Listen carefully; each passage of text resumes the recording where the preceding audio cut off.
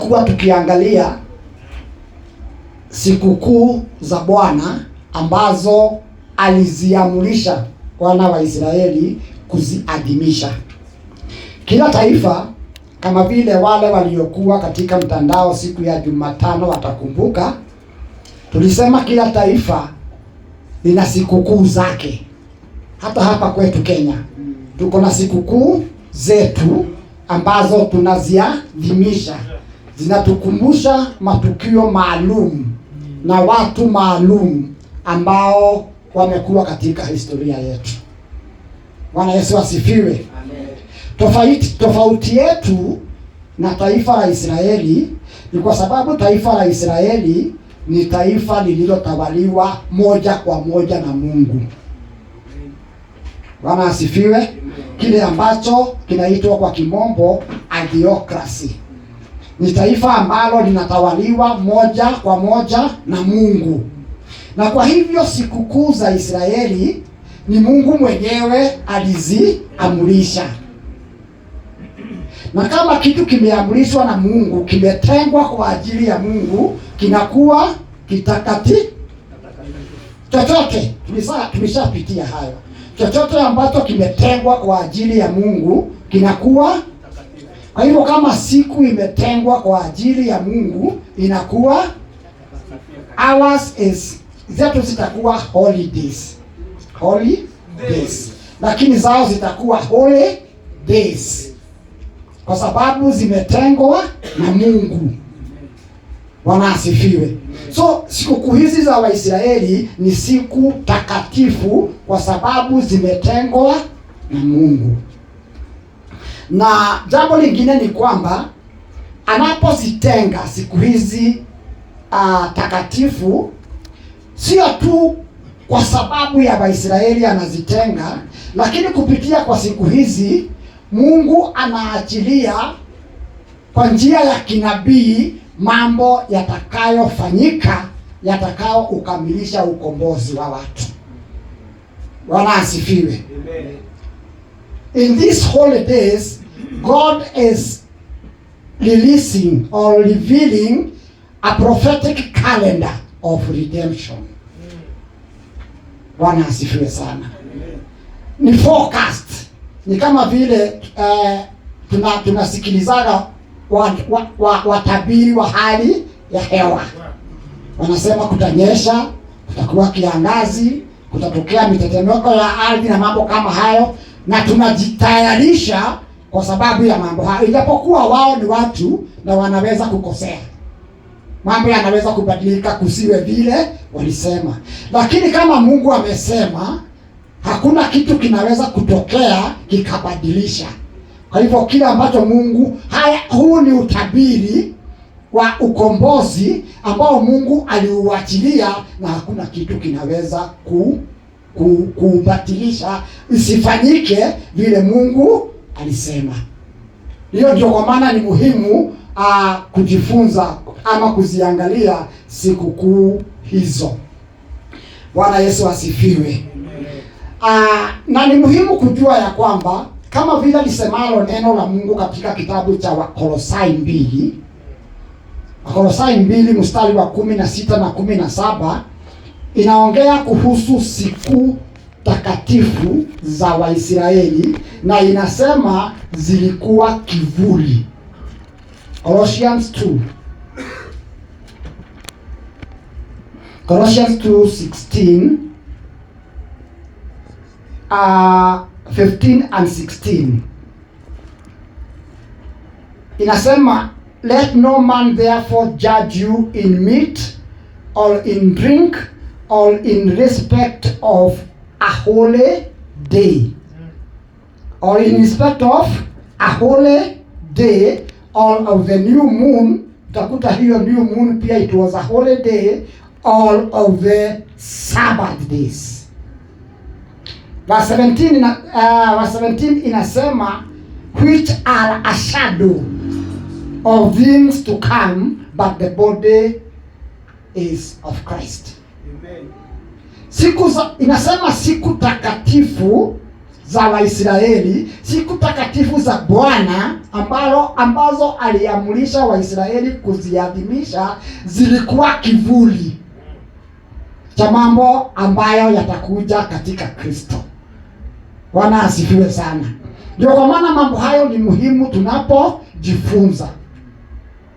Imesema hapo the holy days including the new moon. Wale ambao tulikuwa nao Jumatano watakumbuka tukiongea kuhusu the feast of trumpets. Tukasema inafanyika on the new moon. The new moon was the beginning of the feast of trumpets. So new moon was a holiday. Sabbath was a holiday. And all these holidays pointed to the Lord Jesus. Bwana Yesu asifiwe. Mkisikia nikitaja siku ya Jumatano ni kwa sababu ilitokea by coincidence ya kwamba siku ya Wednesday nilitengewa kufanya exposition ya Leviticus 23. Na Leviticus 23 inaongea kuhusu sikukuu hizo zote. Kwa hivyo tulizipitia zote. Unaona hapo tunafanya moja tunakaa. Sasa hiyo in about 50 minutes tulipitia zote. Kwa hivyo unaweza kuimagine ile speed tulienda nayo. Bwana Yesu asifiwe. Lakini bado tuliweza kushika mambo fulani. Bwana Yesu asifiwe sana. Hata nikasikia dada yetu Mama Mashali akisema ataenda kuangalia Revelation 21. Kwa sababu kuna mambo alisikia hapo akataka kwenda kuhakikisha akakuwa mtu wa Berea mzuri. Bwana Yesu asifiwe. Ni matumaini yangu ameangalia ama ataangalia. So sasa tumepitia tayari, tulianza na wale wanakumbuka tulianza na Sabato. Ni wangapi wanakumbuka? Tulianza na Sabato. Tukatoka kwa Sabato tukaenda wapi? Hapana. Tukaenda kwa Pasaka. Si ndio? Tukatoka kwa Pasaka tukaenda wapi? Tukaenda unleavened bread. Na tukatoka kwa unleavened bread tukadeviate kidogo, tukaenda kuhusu lile linaitwa la kuwakomboa the firstborns. Kwa sababu hilo la kuwakomboa firstborns na hii tunafanya first fruits, mara nyingi watu wanachanganya, lakini ni mambo mawili tofauti.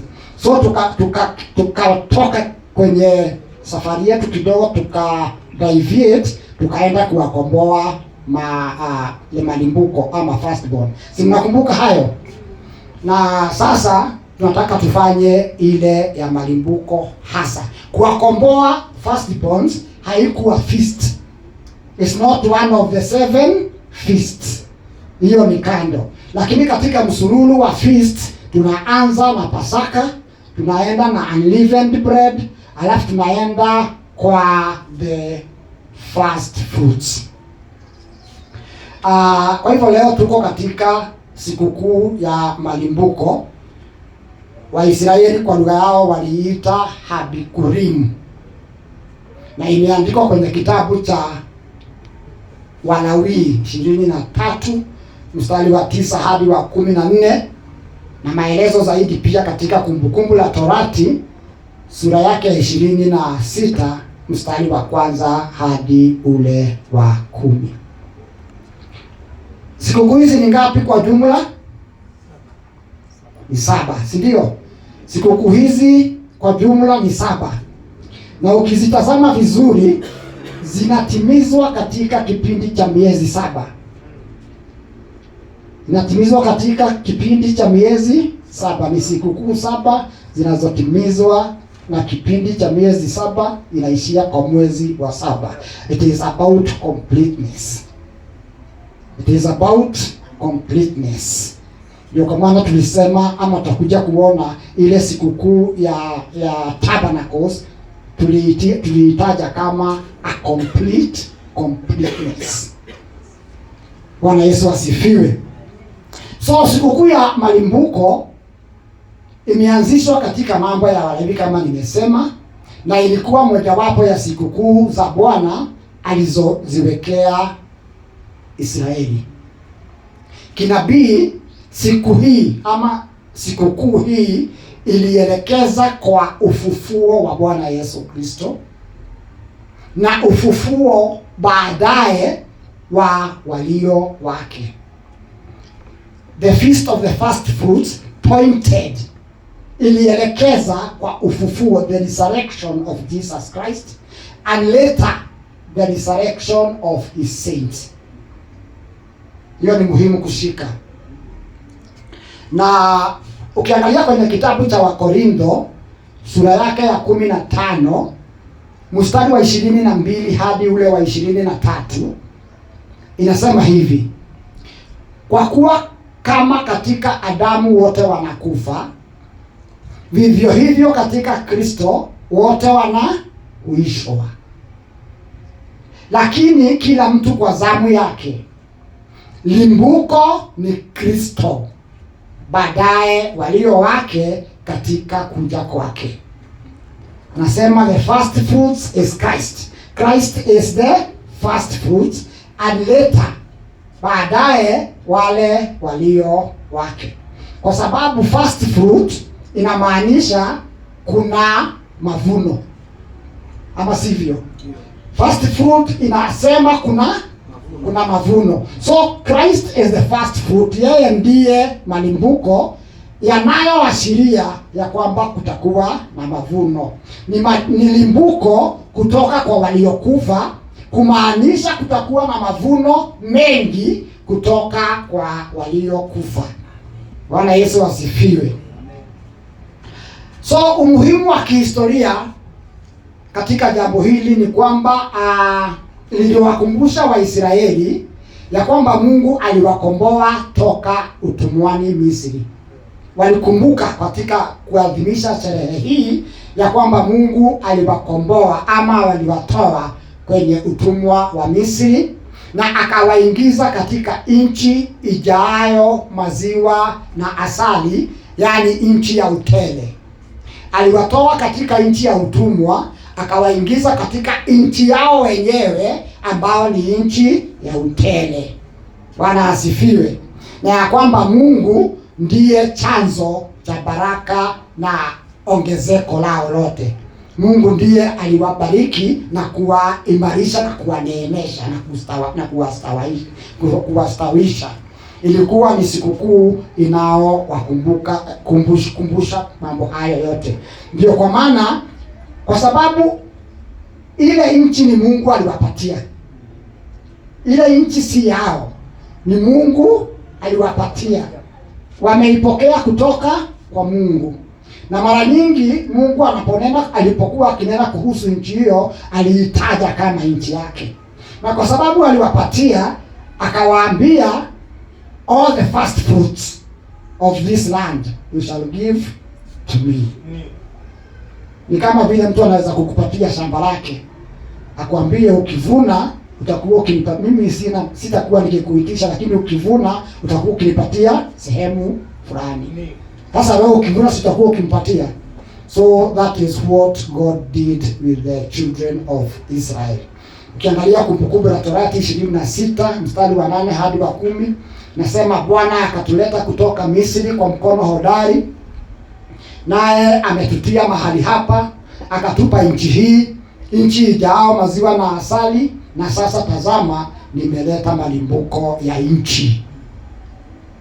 Bwana asifiwe. So kutoa malimbuko kulikuwa tendo la shukrani.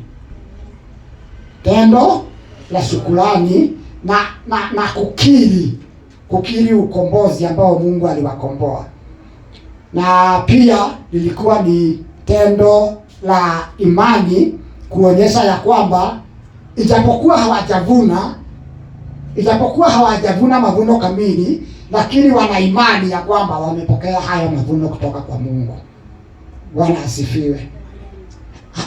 Hawajatoa mavuno shambani wakaingiza kwenye magala, lakini wanapotoa first fruits wanasema asante Mungu kwa sababu umetupatia mavuno. Bwana asifiwe. So wanapotoa first fruits wanamshukuru Mungu kwa mavuno, na anapopokea first fruits Mungu inamaanisha amebariki mavuno ya mwaka huo. Bwana Yesu asifiwe.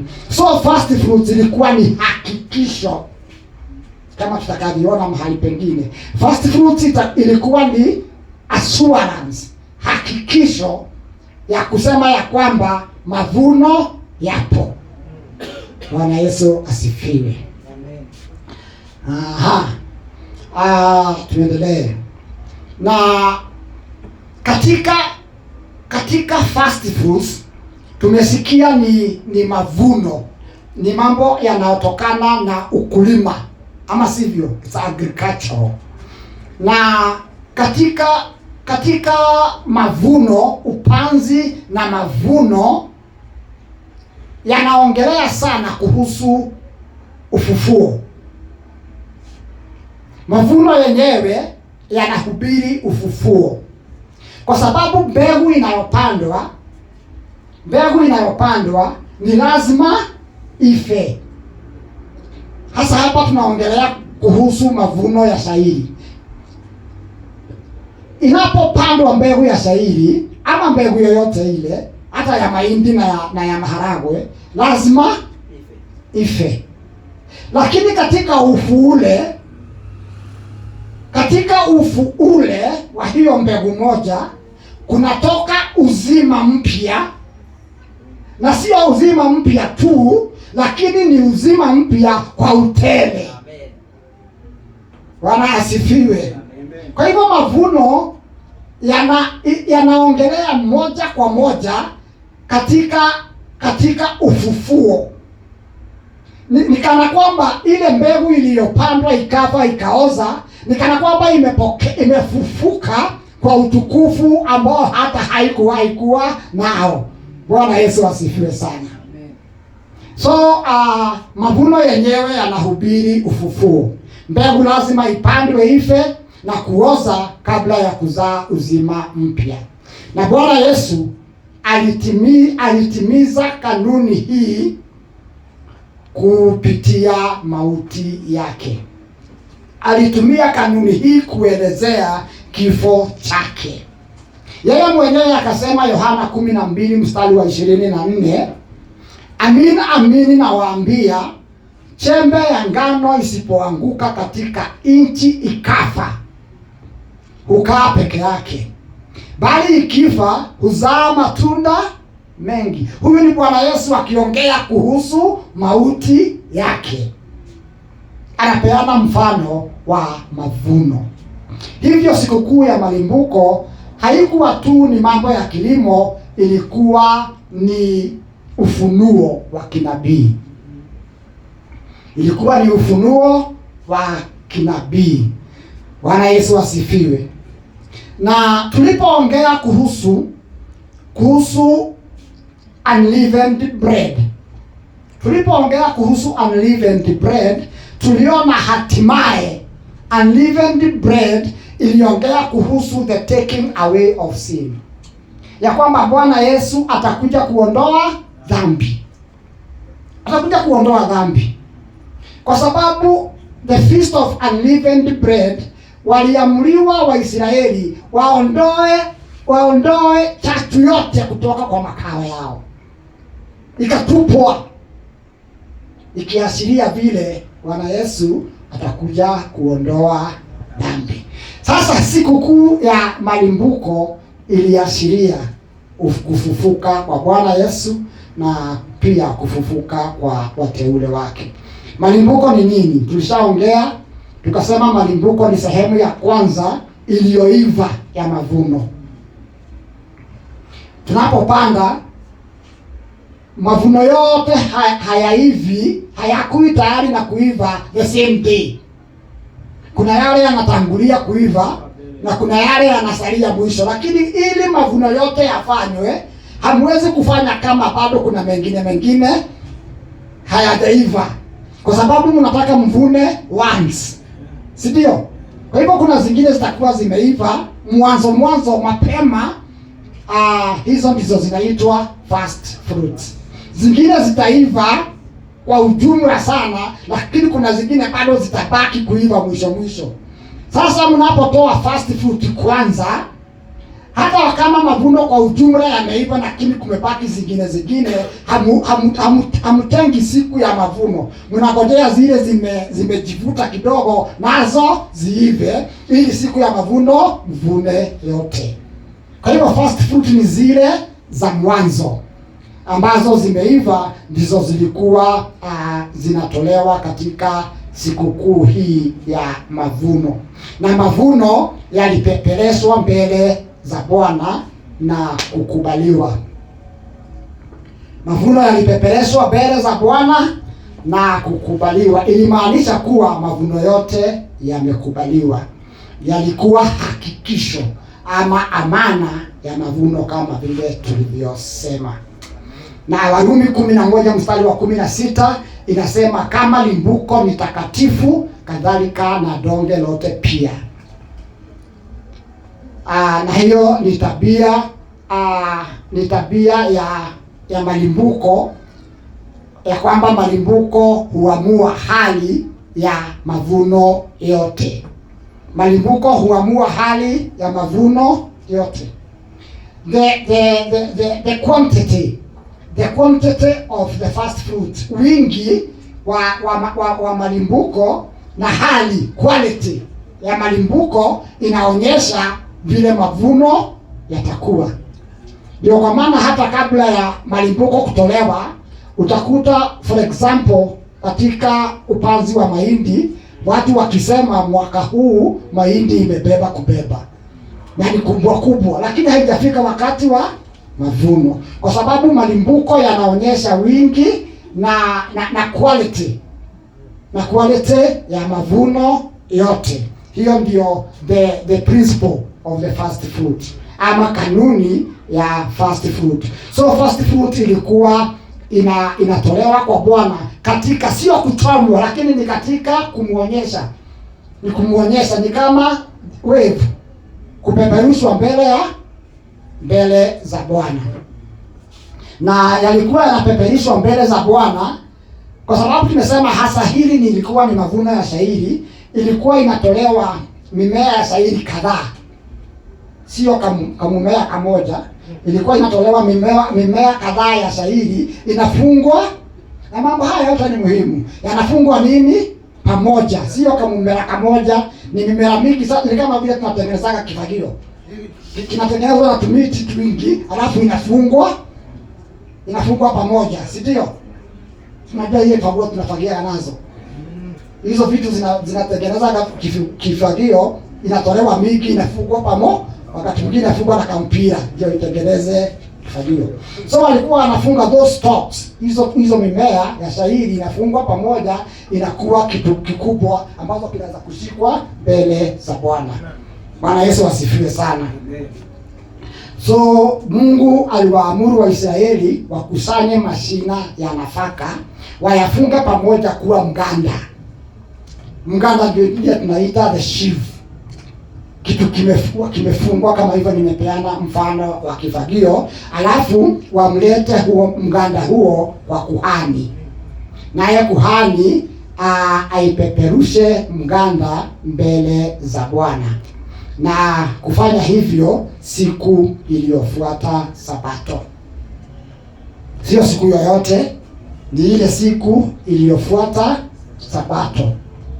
Wale ambao wamemakinika wataona ya kwamba siku ya Pasaka ilikuwa ni siku kabla ya Sabato. Ilifanyika ili tuamkie, hiyo ni siku ya Pasaka. Ilifanyika ili sio, unajua sasa kalenda ya Israeli na siku ya Waisraeli inaanza jioni. So Pasaka inafanyika tukiingia kwenye Sabato. Na siku baada ya Sabato inakuwa ni siku ya mikate isiyotiwa chachu. Hiyo inaashiria kwamba Kristo ametoa mwili wake. Bwana Yesu asifiwe. Mwili wake ambao tulisema ndio mkate usiokuwa na chachu. Mwili wake siku inayofuata Sabato, siku inayofuata Pasaka, mwili wa Kristo uko makaburini. Siku inayofuata Sabato ni siku ya malimbuko, kwa sababu ndiyo siku anapotoka Kristo kutoka kaburini kama limbuko.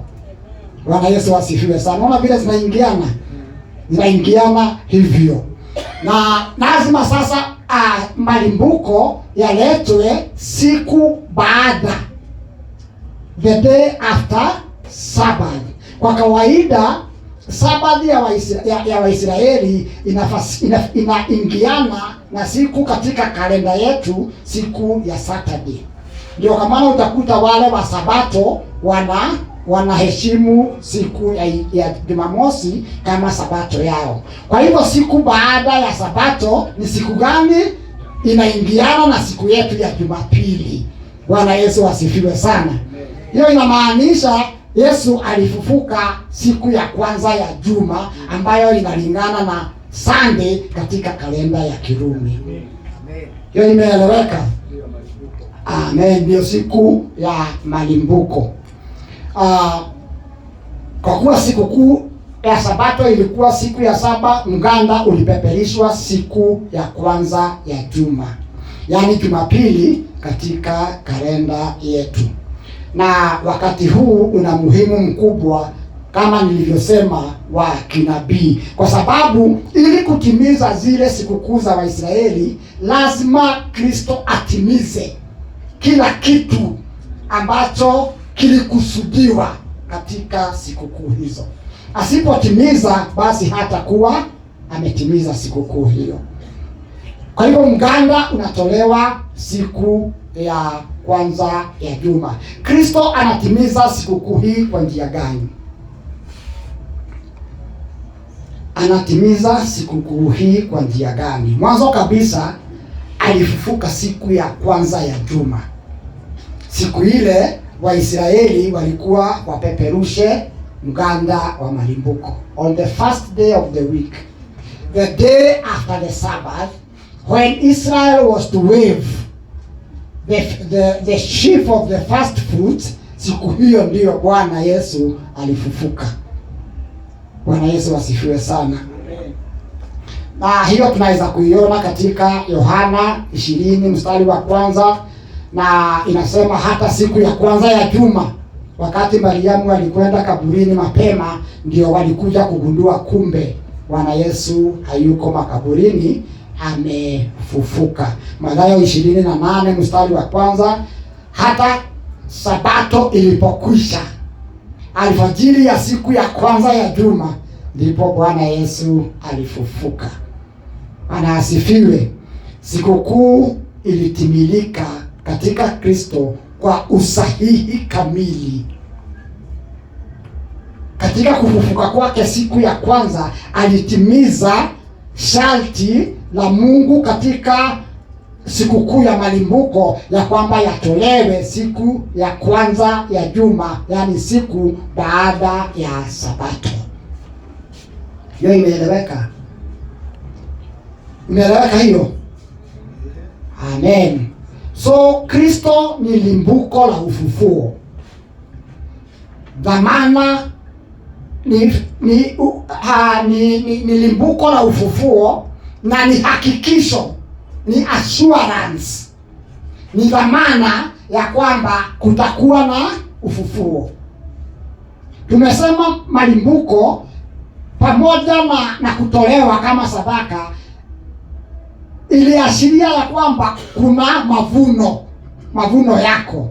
Kufufuka kwa Kristo ni hakikisho ya kwamba kuna wengi watafufuka kutoka kwa wafu.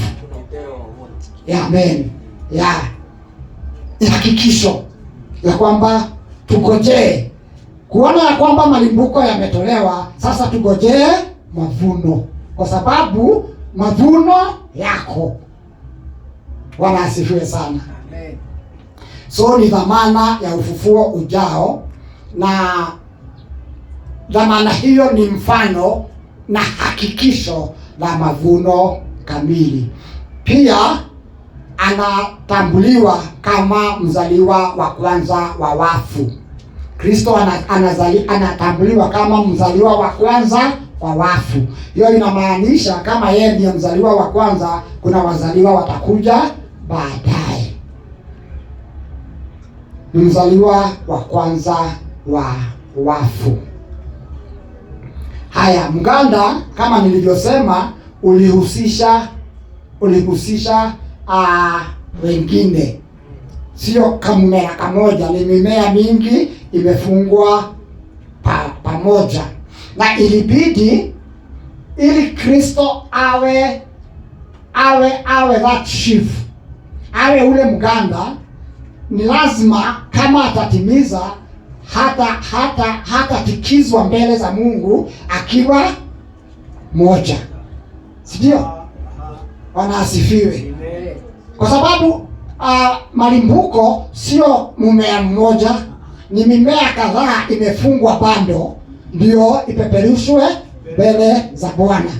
Ili Kristo atimize kikamilifu masharti ya malimbuko, ni lazima na yeye afunganishwe na wengine katika kufufuka kwake. Bwana asifiwe. Ili kutimiza sharti la mganda. Sio?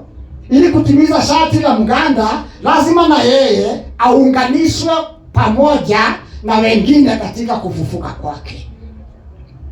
Ndio kwa maana Mathayo 27 mstari wa 52 na 53 inasema alipofufuka Kristo, walifufuka na watu watakatifu wa Agano la Kale wengi, na wakaonekana katika mji mtakatifu wa Yerusalemu, kuhakikisha ya kwamba hajafufuka peke yake, ni mganda umefunganishwa pamoja wa malimbuko ambao umepeperushwa mbele za Bwana siku ya kwanza ya juma, siku iliyofuata Sabato.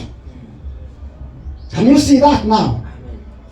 So hakufufuka peke yake, alifunganishwa na wengine, wakafufuka pamoja kama mganda wa malimbuko, ukapeperushwa mbele za Bwana. Naamini hiyo imeeleweka, kwa sababu mganda ni mashina mengi yaliyofungwa pamoja. Kristo limbuko kuu alifungwa pamoja na wengine kama mganda uliowasilishwa mbele za Bwana. Hiyo alitimiza, na pia ilibidi atimize hiyo hali ya kupeperushwa. Hiyo hali ya kupeperu, kama ningekuwa na zawadi yako dada Waithera, nataka kukupatia, lakini sijafika wakati wa kukupatia, lakini nimekuonyesha, utakuwa umeona lakini haujapokea. Tasema hii zawadi nataka kupatia Waithera, nitampatia. Utakuwa umeiona lakini haujapokea. Hiyo ndio kupeperusha. Wakati mwingine hasa wanasiasa kuna kitu wanaita, nafikiri brother kitu anaweza kujua hiyo zaidi. Kuna kitu wanasema unaonyeshwa carrot mbele yako ili ufanye kile unatakiwa. Hiyo ni ya kukuvutia. Hujapewa lakini unaona ni kama utaifiki. Kuna kitu kinapeperushwa kwako ili ukione, lakini haujakipokea. So lazima Kristo angetimiza sharti la kupeperushwa. Na ili atimize sharti la kupeperushwa, ilibidi alipofufuka asiende moja kwa moja mbinguni. Ili awe si kuenda ameenda, ni kupeperushwa, amepeperushwa mbele za Bwana. Kwa hivyo hangelifufuka mara moja aende mbinguni, na lazima angetimiza jambo hilo. Bwana Yesu asifiwe. Kwa hivyo alipofufuka hakuenda moja kwa moja mbinguni, alikaa hapa duniani siku 40. Alikaa hapa duniani siku 40, hakuenda moja kwa moja mbinguni. Alikuja kwenda mbinguni baada ya siku 40. Siku 40 alipeperushwa mbele za Bwana. Bwana Yesu asifiwe sana. Matendo ya Mitume sura yake ya kwanza mstari wa 3 inasema alijionyesha hai kwa dalili nyingi zisizokanushika, akionekana kwa muda wa siku 40. Mitume sura yake ya kwanza mstari wa 3. Alijionyesha akiwa hai baada ya kufufuka kwa dalili nyingi zisizokanushika, akaonekana kwa muda wa siku 40. Yohana 20 mstari wa 17 tulipitia hayo wakati Yesu anaambia Mariamu, usinishike. Sinakumbuka, usinishike kwa maana sijapaa kwenda kwa Baba. Tuliongea hayo na mchungaji Isaya akatutafsiria, akatuambia ya kwamba neno hilo linasema usinikwamilie. Na niliangalia tafsiri zingine juzi tu wakati ninajipanga, niliangalia tafsiri zingine za hiyo verse zinasema don't hold on to me. Hiyo ni tafsiri ya moja kwa moja ya ile Pastor Isaya alisema usinikwamilie, don't hold on to me. Kwa sababu sijafika wakati wa kwenda, bado niko. Yaani ni kama Yesu anaambia Mariamu, I'm still with you, wakati wangu wa kwenda haujafika. Labda utapata nafasi ya kutangamana na mimi baadaye, lakini kwa sasa usinikwamilie. Na tukasema haimaanishi touch as in the sense ya kuguza, kwa sababu katika Mathayo 28 mstari wa 7 na 9 hapo inasema walimshika miguu wakamwabudu, si ndio? So hakwenda moja kwa moja baada ya kufufuka akaenda mbinguni. Alikaa siku 40 akijionyesha. Na hiyo kujionyesha ni muhimu sana. Hata vile wale watakatifu waliofufuka waliingia mjini Yerusalemu, ni muhimu ili kuwe na ushahidi ya kwamba walifufuka wakaonekana na watu. Hata Bwana Yesu kufufuka na kujionyesha kwa wengi ni kwa sababu anaposema anataka tuwe witnesses, washahidi wake, anataka tuwe washahidi ya kwamba amefufuka kutoka kwa wafu. Bwana Yesu asifiwe sana. So John 20 akasema usinishike. Wakorintho wa kwanza 15 mstari wa 4 na wa 6. 1 Corinthians 15 verse 4 to 6, akaonekana kwa Kefa na kwa wale 12 na kwa ndugu zaidi ya 500 kwa wakati mmoja. Ni wengi walimuona. Hili linadhihirisha ukweli wa ufufuo, uhakika wa mavuno na ushahidi wa wazi wa malimbuko. Bwana Yesu asifiwe sana. Kuna kitu ningetaka kusema hapa kabla tuendelee. Ni kwamba ikiwa sikukuu hii inaashiria ufufuko, resurrection inamaanisha ya kwamba mauti imeshindwa. There cannot be a resurrection unless death is defeated.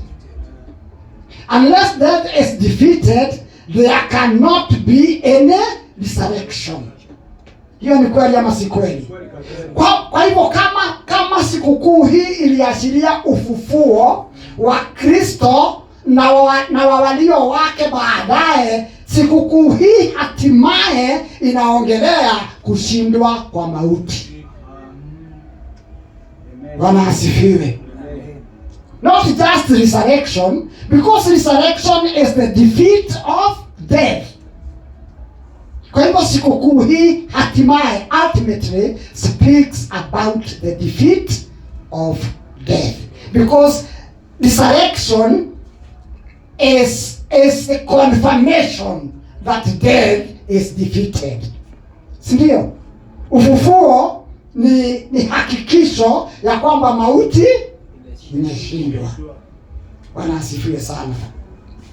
So kama vile mavuno kamili hufuata malimbuko, ndivyo tutakavyokuwa na mavuno kamili ya ufufuo. Kama vile mavuno kamili hufuata malimbuko, ndivyo tutakavyokuwa na mavuno kamili ya ufufuo, kama anavyosema, kama tulivyosoma Wakorintho wa kwanza 15 mstari wa 23, ya kwamba baada ya Kristo kama limbuko, baadaye walio wake Kristo katika kuja kwake. Na kama limbuko ni takatifu, kadhalika na donge lote. Tunarudi kwa malimbuko. Tulisema malimbuko yanaonyesha wingi inaonyesha wingi na quality, the quantity and the quality of the harvest. Anapofufuka Kristo, jinsi anavyofufuka, tukiangalia ufufuo wa Kristo, tuone alifufuka kwa jinsi gani, tunaona vile na sisi tutafufuliwa. Bwana Yesu asifiwe sana. Tunapotazama ufufuko wa Kristo, tuone alifufuka kwa jinsi gani, tunaona picha ya vile wateule watakuja kufufuliwa. Kwa sababu as the first fruit, so is the harvest. Bwana asifiwe. Tuko pamoja, naona watu wanakimbia. Tuko pamoja. Ama mambo yamekuwa mazito. Si hata si ngumu. Ndio? Hii hata si ngumu. So ufufuo wa Kristo unahakikisha ufufuo wa watakatifu wake. Unahakikisha ukombozi wa miili yetu. Na unaonyesha kukusanywa kwa malimbuko, kukusanywa kwa malimbuko na mavuno ya mwisho mbele za Mungu. Sikukuu ya malimbuko inadhibitisha kwamba kifo si mwisho. Inadhibitisha kifo si mwisho. Kifo si mwisho. Na kuna watu wametumia sikukuu hii vibaya. Tulikuwa mahali Friday na mchungaji Isaya, na mtu mmoja akajaribu kutumia mambo ya malimbuko visivyo. Kuna wengine wametumia amri ya malimbuko kuwafundisha Wakristo kwamba wanapaswa kutoa mishahara yao ya kwanza eti ni malimbuko. Na tulifunzwa hivyo siku ya Ijumaa. Na nashukuru Mungu kwa sababu hii lesson nilikuwa nimeitayarisha kabla. Sikuitayarisha baada. Nilikuwa nimeitayarisha kabla. Wanafundisha ya kwamba lazima ulete, ukiajiriwa kazi upate mshahara, lazima ulete mshahara wako wa kwanza kama malimbuko. Wanafundisha ya kwamba ukianzisha biashara lazima faida yako yote ya kwanza ulete katika kutoa malimbuko. Na wanafundisha ya kwamba lazima Wakristo watoe malimbuko kufuatana na vile Waisraeli walitoa malimbuko. Lakini tuliposoma Wakolosai ilisema zile siku takatifu za Waisraeli zilikuwa kivuli ya mambo makubwa yatakayokuja na Kristo. Bwana Yesu asifiwe sana. So ijapokuwa kutoa ni vizuri. Kutoa ni vizuri na tunapendekeza sana tutoe kadri ya uwezo wetu, lakini Wakristo hawawezi kusurutishwa kutoa kama vile Waisraeli walitoa. Bwana asifiwe.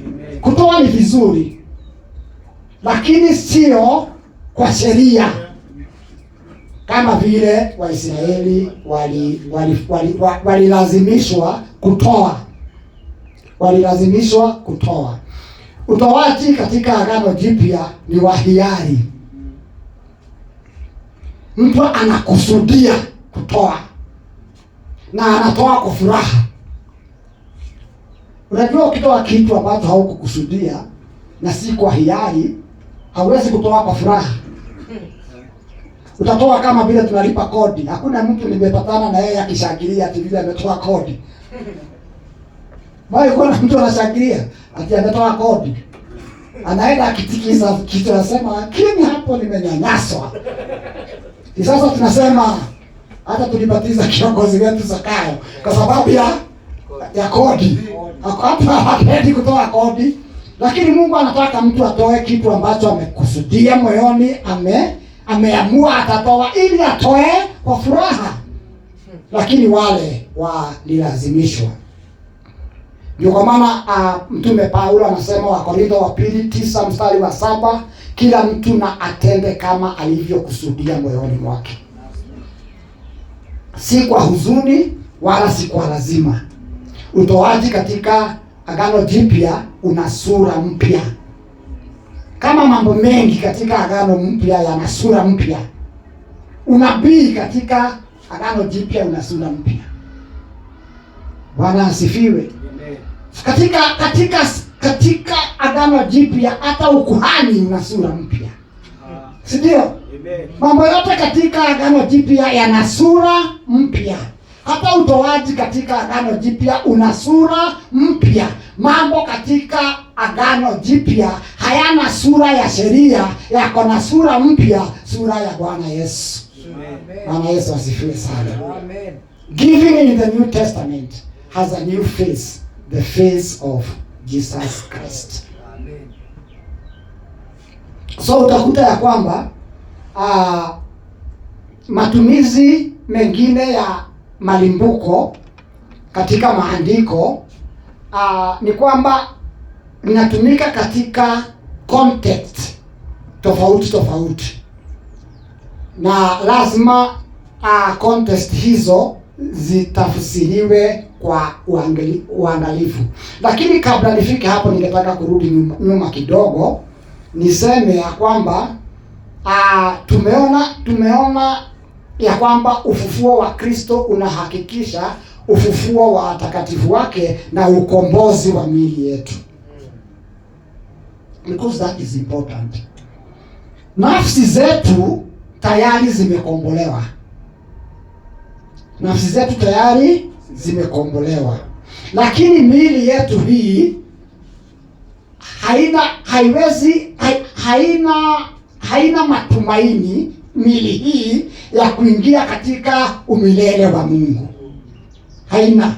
Mwili na damu na nyama haziwezi kurithi ufalme wa Mungu. So kuna wakati ambapo Bwana Yesu atakapokuja atatubadilishia miili hii. Tutatolewa katika miili hii. Na neno hilo limenenwa kwa kirefu. Mtume Paulo amenena mambo hayo kwa kirefu.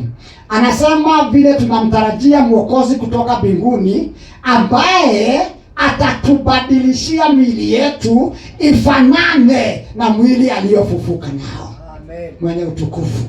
Ndio kwa maana nimesema tunapoangalia kufufuka kwa Bwana Yesu, tunakutazama na kuona jinsi na sisi tutakavyofufuliwa. Amen. Alikufa akiwa na mwili wa kawaida kama huu wetu, lakini anapofufuka anafufuka kwa mwili wa utukufu. Si ndio?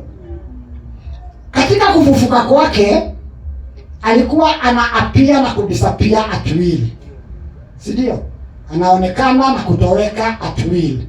Hata kama mmefunga milango na midirisha anaingia. Anatoka. Alifufuka katika utukufu kando.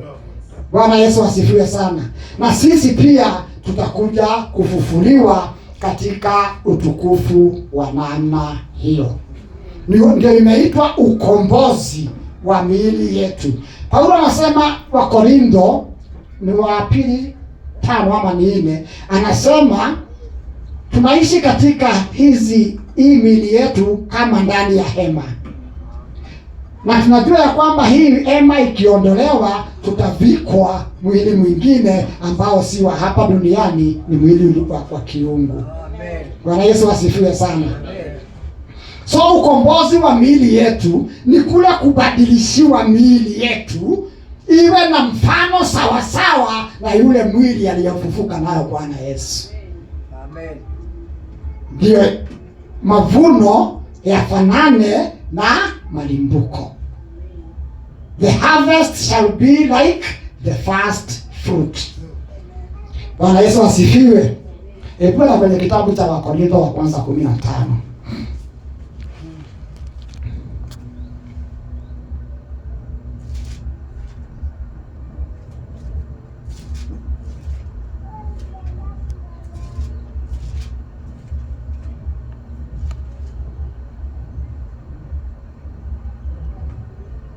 Wakorintho wa kwanza 15.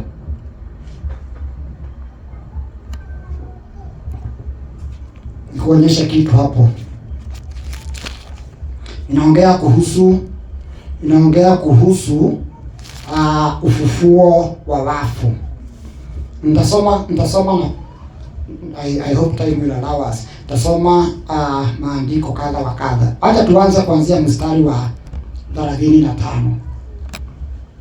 But some man will say, how are the dead raised up?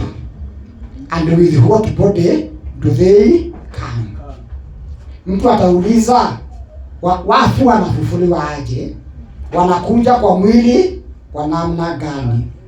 Paulo anasema, thou fool, mjinga wewe ama mpumbavu wewe, kile unachokipanda hakiwi na uhai ila tu kwanza kife. Si tumepitia hayo? Anamwambia mtu anaweza kubishana na wewe akuulize, na nilihubiri mahubiri hayo siku moja katika mazishi. Brother tu tulikuwa na yeye kwa mazishi. Nikauliza watu wale wanabishana na ufufuo wa wafu, ukijiangalia wewe kama mtu, alafu uangalie a grain of wheat ama mahindi moja, uweke mahindi moja hapa na ujiangalie wewe, mahindi na wewe ni kitu gani complicated? Ni kitu gani cha kina umuhimu zaidi kuliko kile kingine? Kama ndani ya hiyo mahindi kuna uzima, mbona kusiwe na uzima ndani yako? Yesu asifiwe.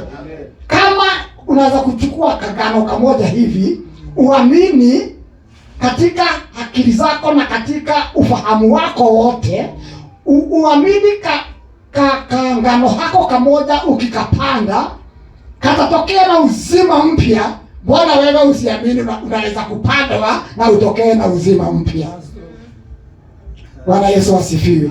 Kwa sababu wewe ni complicated kuliko hako kakitu. Wewe ni wa dhamana hata mbele ya Mungu kuliko kale kakitu. Wewe umeumbwa katika upeo wa juu kuliko hako kakitu. Kama ndani ya hako kakitu kuna uzima, bila shaka kwako kuna uzima. Amen. Hallelujah. Bwana Yesu asifiwe. Amen. So anasema, ndio kwa maana anamuita mjinga. Anamwambia wewe ndiye unapanda kitu mchangani, alafu unaenda nyumbani unangojea uzima utokee kwa hiyo kitu. Lakini huamini wewe unaweza kupandwa na utokee ukiwa na uhai mwingine. Kwa hivyo wewe katika kukiri kwako unamaanisha hiyo chembe ya mahindi ama ya ngano ni muhimu kukuliko wewe. Bwana asifiwe, tusikae hapo sana. So anasema,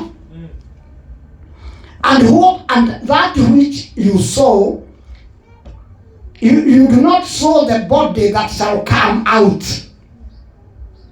Hata kama ni ngano, sio kila ulipanda, sio hicho kitatokea. Kutatokea ngano, lakini si ile ulipanda. Itatokea ngano nyingine, sio ile ulipanda. Bwana Yesu asifiwe. Anaendelea kusema mstari wa 38, Mungu anapatia kila chembe mwili wa aina yake. Mstari wa 39 anasema all flesh is not the same. Kuna aina ya nyama ya tofauti, kuna nyama ya wanyama, kuna nyama ya samaki, kuna nyama ya ndege wa angani. Na anasema kuna miili tofauti. Kuna miili ya mbinguni na kuna miili ya huku chini. Bwana Yesu asifiwe sana.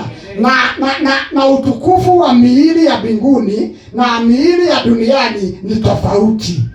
Hivyo ndivyo anavyosema. So anasema mstari wa 41, kuna utukufu mmoja wa jua, kuna utukufu mwingine wa mwezi, kuna utukufu hata wa nyota. Bwana asifiwe sana. Kisha anasema vivyo hivyo, mstari wa 42, vivyo hivyo na kufufuka kwa walio wafu. Anasema mwili wa mfu, it is sown in corruption. Unazikwa ama unapandwa ukiwa katika hali ya uharibifu. Amen. Bwana asifiwe. Tunapoupanda mwili unakuwa ni katika hali ya uharibifu. Ndio kwa maana hata wengi wetu hatutaki kutazama mwili, isipokuwa uwe ni lazima. Hatutaki kwa sababu tayari uharibifu umeanza kuingia. Sio watu wengi wanapenda kuingia kule moja hivi mambo ya mwili. Hiyo tunaingiana tu kwa sababu imetubidi tu. Bwana asifiwe. So unapandwa katika hali ya uharibifu, unafufuliwa katika hali ya kutoharibika. Amen. Bwana asifiwe. Unapandwa katika uharibifu, unafufuliwa katika hali ya kutoharibika. Wale watu tumezika katika Kristo. Wale watu tumezika katika Kristo, tukaona hata shida kutazama miili yao. Watakapofufuliwa, watafufuliwa katika utukufu, tutaenda kuwakumbatia. Bwana Yesu asifiwe. Mchungaji sana anapenda kutuambia hata wapenda nao, mtu akikufa tunafanya bidii haraka tumuondoe ili tumuweke mahali hatumuoni, ama sivyo? Lakini on that morning when the dead in Christ shall rise, we shall rise to embrace one another, because we rise not in corruption but uncorruption. Bwana Yesu asifiwe. Unapandwa katika uharibifu, unafufuliwa katika kutoharibika.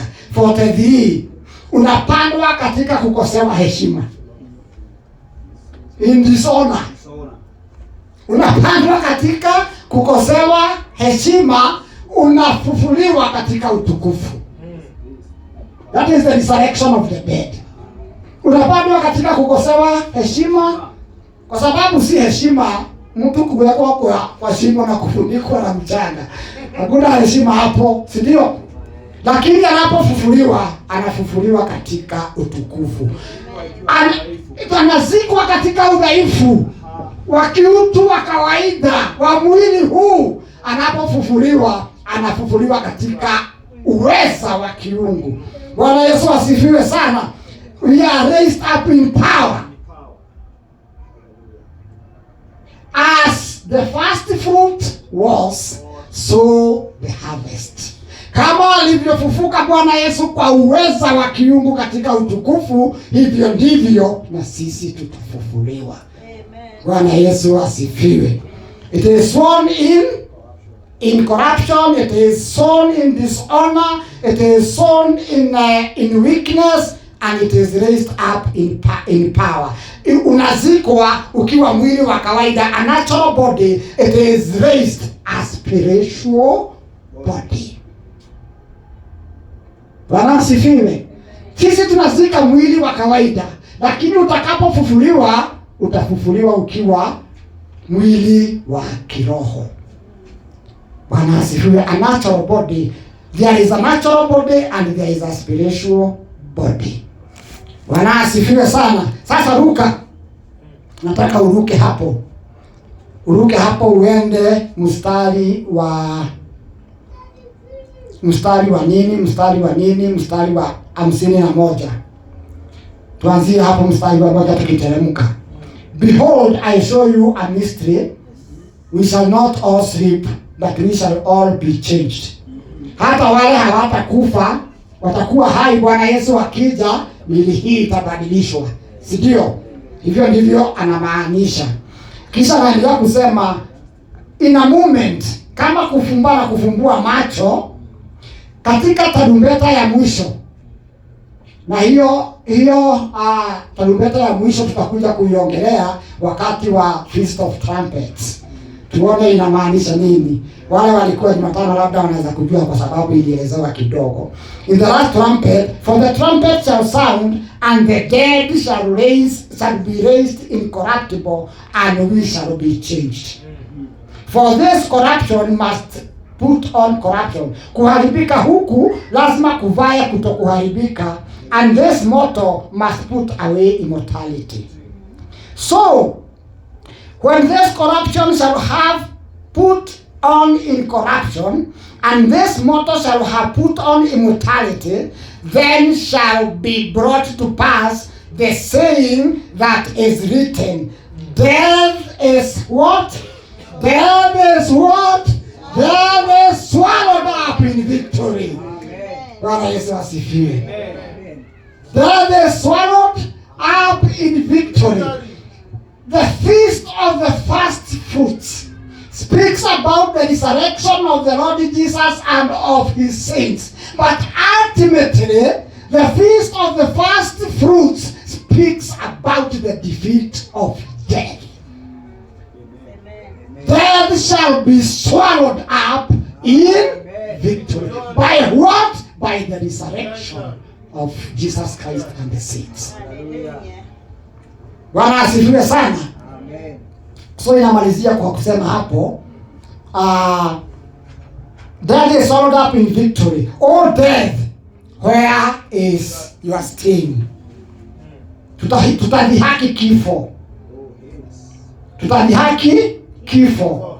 Na tutakiambia kifo, wewe kifo, kwani mkuki wako uko wapi?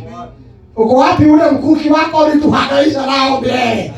Uko wapi huo? Uko wapi uchungu wako? Bwana Yesu asifiwe sana. Oh grave, where is your victory? Bwana Yesu asifiwe. Siku moja kuna jamaa aliitwa Samsoni, mnamjua? Samsoni aliwahangaisha Wafilisti. Walikuwa wanamuona wanatoroka, kwa sababu hakuna mtu aliweza kusimama na yeye wapigane. Alikuwa hata anaua simba na mikono yake mitupu. Anaua watu 1000 akitumia joboni ya punda. Ni mtu wa kuogofya. Wafilisti kama wangelisikia Samson anakuja walikuwa wanaenda mbio, kwa sababu walimuogopa. Lakini siku moja akasalitiwa na wakamtoa macho na wakamnyoa nywele, akawa hana nguvu zozote zile. Wakampeleka katika sarakasi zao kumfanyisha sarakasi wajionjoe. So hasa walikuwa wanamuuliza Samson, si ufanye kitu? Mbona there's nothing you can do. Hakuna kitu unaweza kufanya. Nguvu zako kwani ziko wapi sasa? Bwana Yesu asifiwe. Lakini Mungu hatimaye alimpatia nguvu kwa sababu ya jina la Mungu, akawaadhibu wale watu. But a day is coming when we shall tell death, oh death, where is your sting? Oh grave, where is your power? Where is your strength? Why? Because death have been swallowed up in victory. Bwana Yesu asifiwe. Sasa hiyo nafikiri imeeleweka zaidi. Hosea alikuwa ameongea mambo hayo. Hosea 14 mstari 13 mstari wa 14 alikuwa ameongea mambo ya kushindwa kwa mauti. So mortality must be swallowed up by life. Na kwa hivyo nimesema ultimately this feast is about the defeat of death. Katika kitabu cha Ufunuo sura yake ya 21 inasema mstari wa 4 that in the new heaven and in the new earth there shall be no more death. Hakutakuwa na nini? Hakutakuwa na mauti. Na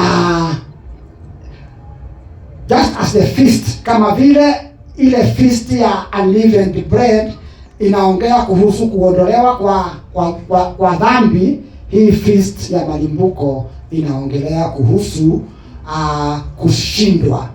kushindwa kwa mauti. Bwana Yesu asifiwe sana.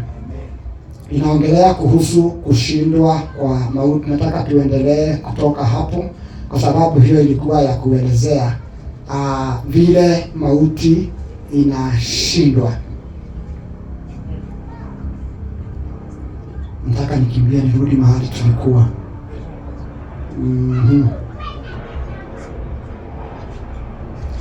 Hallelujah, hallelujah, hallelujah.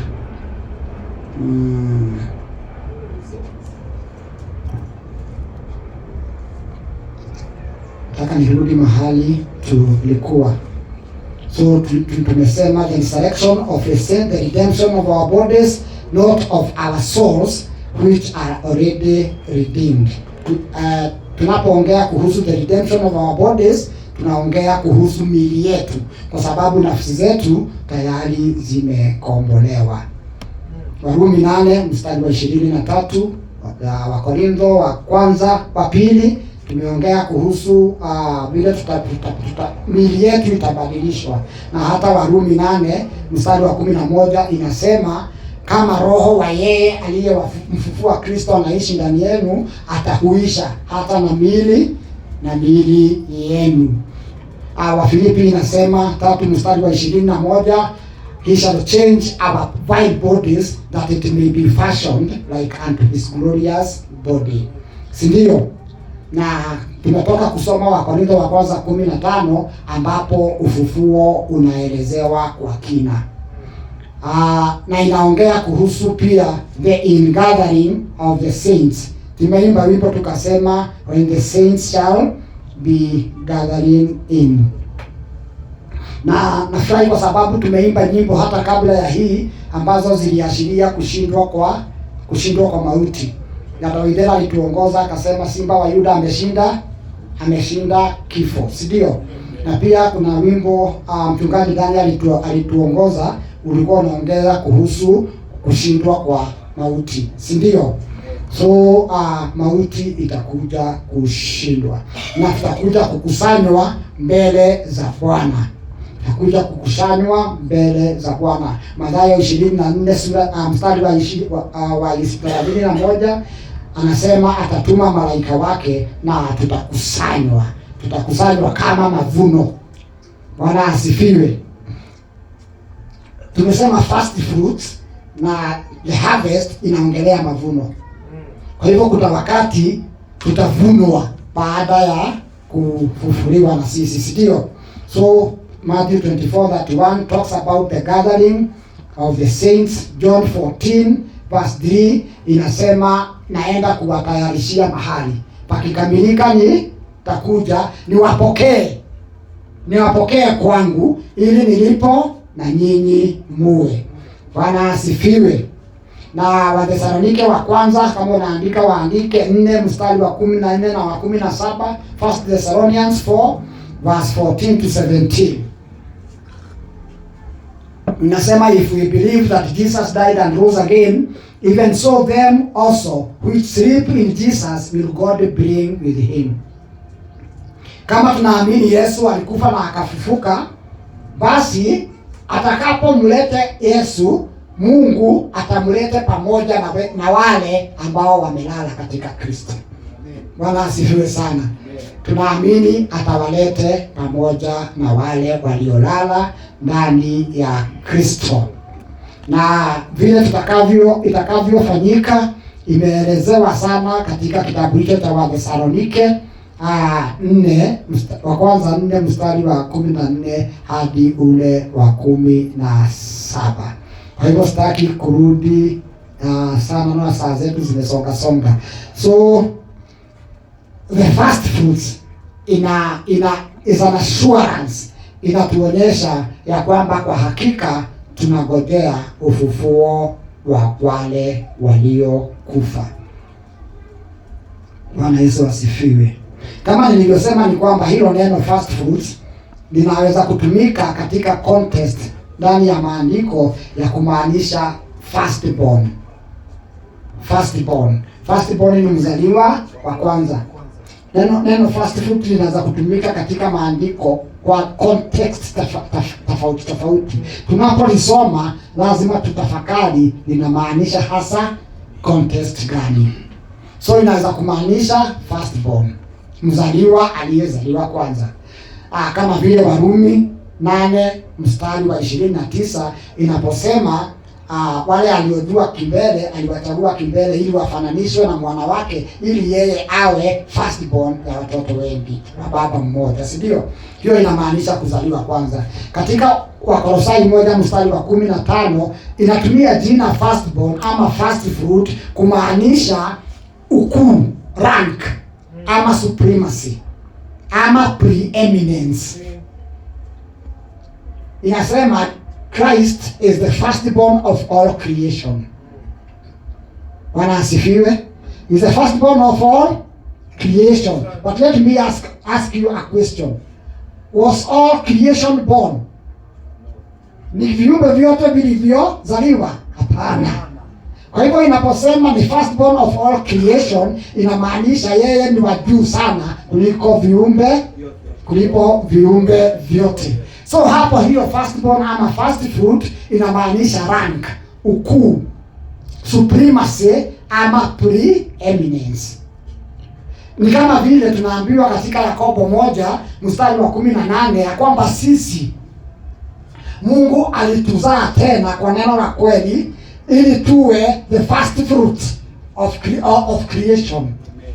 Na tunajua mtu aliumbwa baada ya creation nyingine, lakini tunapozaliwa ndani ya Mungu tunachukua nafasi ya juu kabisa kuliko viumbe vyote. So that word firstborn, first fruit, ukiisoma katika maandiko lazima you put it into the right context. Usiapply mahali ambapo haitakikani kuwa applied. Bwana asifiwe. Pia katika Waebrania 12 mstari wa 22 na 23 inaongea kuhusu kanisa la wazaliwa wa kwanza. Si ndio? Inaongea kuhusu wazaliwa wa kwanza. Hiyo inamaanisha ni katika Kristo tumepewa umuhimu kuliko kiumbe kingine chochote kile.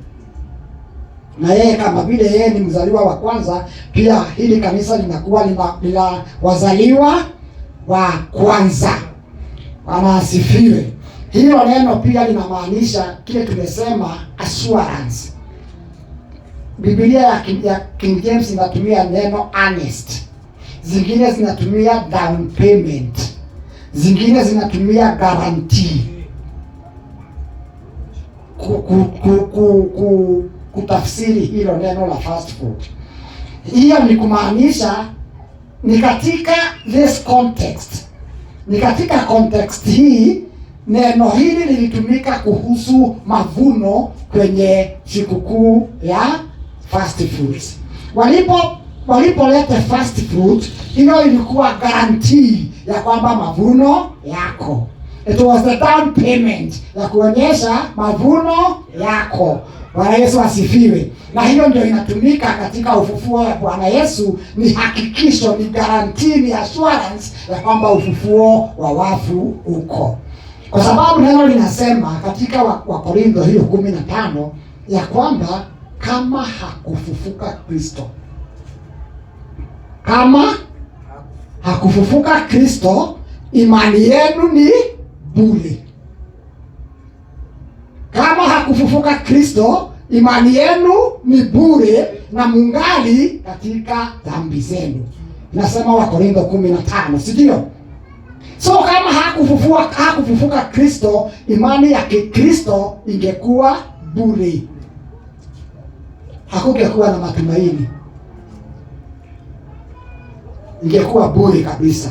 So kufufuka kwa Kristo ni ushindi mkubwa dhidi ya mauti. Na hiyo ya earnest deposit down payment pia imerudiwa katika kitabu cha Waefeso sura yake ya kwanza 14, ikiongea kuhusu Roho Mtakatifu ya kwamba yeye ndiye guarantee, yeye ndiye assurance, yeye ndiye the down payment, ya kumaanisha Mungu ametupatia Roho Mtakatifu ili atuhakikishie tutapokea urithi wetu wote katika Mungu. Bwana Yesu asifiwe. That is the context it is used katika Waefeso 1 mstari wa 14, na pia Warumi 8 mstari wa 23 inasema sisi tumekuwa malimbuko ya Roho, tumepokea, we have the first fruits of the Spirit. Hiyo ni kumaanisha Roho amekuja kwetu kama hakikisho ya urithi wetu katika Mungu. Bwana Yesu asifiwe. So the Holy Spirit is the first installment, is the pledge of God that we have full redemption. Hiyo neno first fruit hapo inatumika kama hakikisho. The guarantee, Roho Mtakatifu ndiye hakikisho, guarantee ya kwamba miili yetu hii itakuja kufufuliwa. Bwana Yesu asifiwe. So the feast of first fruits was agricultural. Ilikuwa ya kihistoria, ilianzia mbali, na pia ilikuwa ya kinabii, na ilielekeza kidole moja kwa moja kwa kufufuka kwa Bwana Yesu na kufufuka kwa wateule wake. Kristo alifufuka siku ile ile ambayo ilikuwa imetengwa ili watu waweze kuadhimisha sikukuu ya first fruits. Hiyo ni siku ya kwanza ya juma, siku baada ya Sabato, na alifufuka kama ashiv, amefungwa pamoja na wengine ili kutimiza sikukuu hiyo.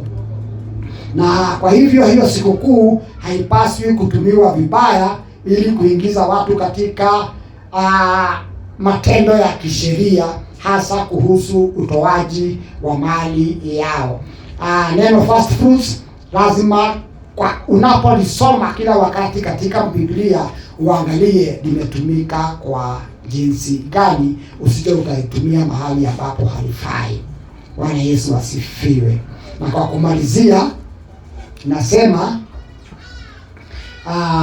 the first fruit ni tangazo la kinabii kutoka kwa Mungu ya kwamba mauti haina neno la mwisho. The first fruits is a prophetic declaration by God that God, not death, Mungu ndiye ako na neno la mwisho, na ya kwamba mauti itakuja kushindwa. Si mahali pengine Paulo anasema the last enemy to be defeated is death, kwa sababu mauti. Kuna mtu anasema mbinguni, nisikia mtu akisema mbinguni hakuna mauti, hakuna, na ni kweli. Anasema kila kitu is alive, even the colors, even the color is alive. Everything in heaven is living, is alive. Na hakuna kitu kinaweza kufa in heaven. You can, I don't know whether that is imaginable. Hakuna kitu kinaweza kufa mbinguni. Hata ukipitia kwenye kuna miti uchune kamoja kaanguke chini kanaendelea kuwa hai. Kwa sababu there is absolutely nothing can die in heaven.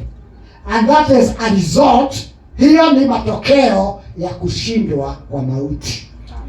There shall be no more death, because death has been swallowed up in victory. Bwana Yesu asifiwe sana. So Christ is the first fruit, and his people watakuwa ndio mavuno kamili atakaporudi Bwana Yesu. As surely as he rose, kama tunavyo uhakika ya kwamba Bwana Yesu alifufuka. Tuko hapa kwa sababu sisi tunaamini alifufuka.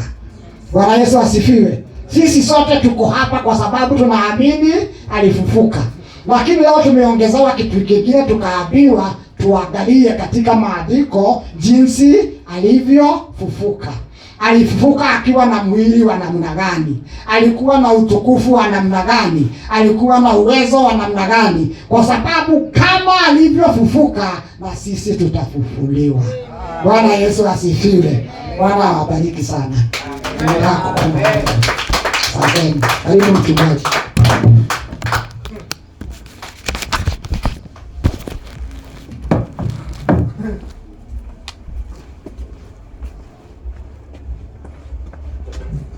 Bwana Yesu asifiwe. Amen. Mara tena tunaweza sema God is good and all the time, and that is his nature. Wow.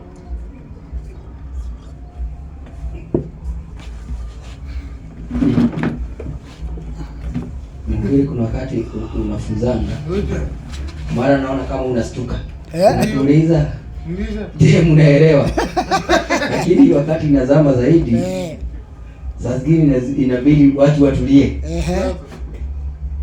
Kwa sababu wewe tulikuwa na wewe siku ya jana ni juzi tu. Juzi ya. Na wale nikasikia tena wakisema wa viongozi wa ibada akisema hawa wapende wengine, wakati hiyo pesa itaenda kwingineko, anawaambia waende ili wafunzwe. Yale maneno walikuwa na wakati ilikuwa inaendelea, nilimwangalia hivi. Namshukuru Mungu kwa sababu ulikuwa mbali kidogo na mimi. Sijui wangetuona makelele. Kuna wakati kwa Sorandi aliniambia ninaongeaga sana.